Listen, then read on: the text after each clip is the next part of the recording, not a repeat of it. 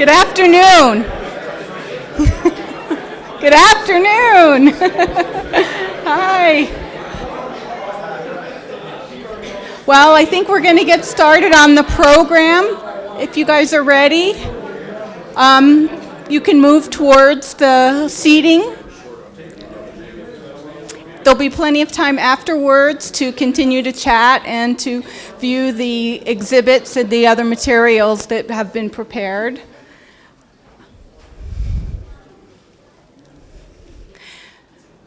Little housekeeping. I just want to point out that there are restrooms over through that passageway on my left, past the stairway if you need to use them. There's also other ones upstairs, but that's the closest.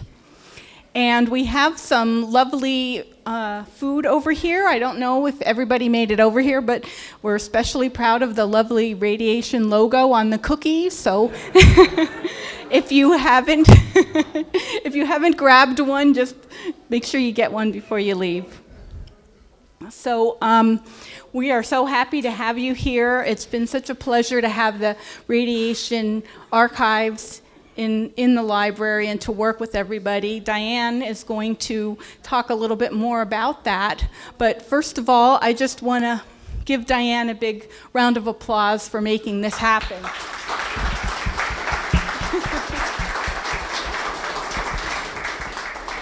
She's done a beautiful job. She's done a beautiful job, and we're so happy.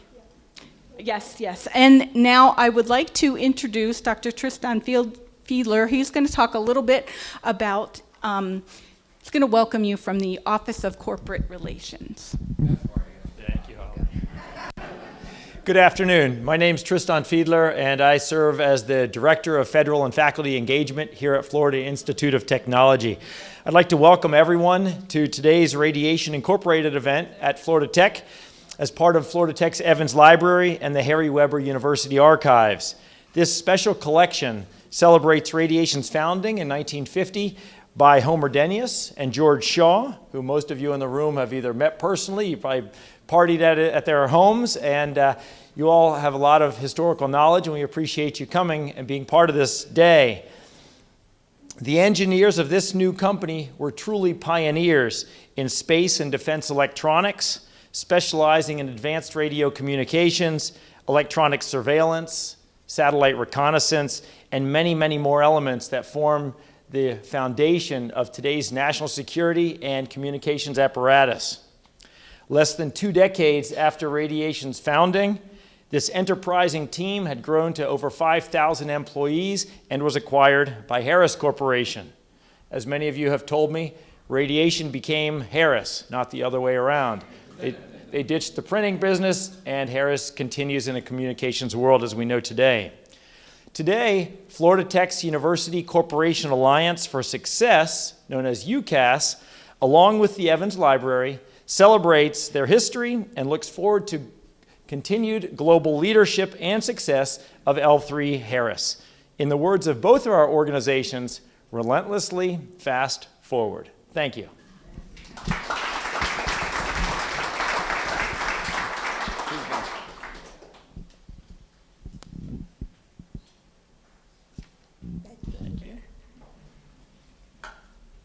This is such a special day for Florida Tech, for Evans Library, for Special Collections, and for all of us who are greeting you, and for all of you.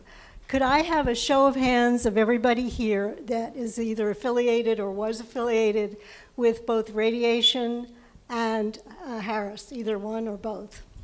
Yeah. Several years ago, a man named Frank Perkins came to the library and said that he had a collection that we should take. And I had been a recent transplant here, so I did not know too much. I had heard of Harris Corporation, but I had not heard of radiation. And Frank, I guess many of you knew Frank Perkins, and you want to talk about persistent? There was no way he was going away, and we tried hard. We said, no, it doesn't, this, that, all these reasons. And finally, we succumbed, and we started the radiation archives, we realized that it wasn't a collection, that there were going to be many, many collections. So we started that, and little by little, we began to realize how important radiation was, how important Harris was.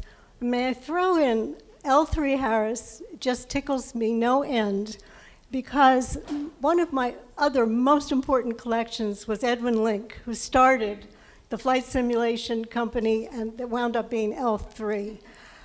So it's just, everybody came together. My biggest problem is, where do I file all those documents that apply to both? You know, that's the biggest problem we've got here. But anyway, welcome. I thought we would start by seeing a 12-minute movie that was made in 2010. It was the 50th anniversary of Harris. And the reason is, it tells the story better than anyone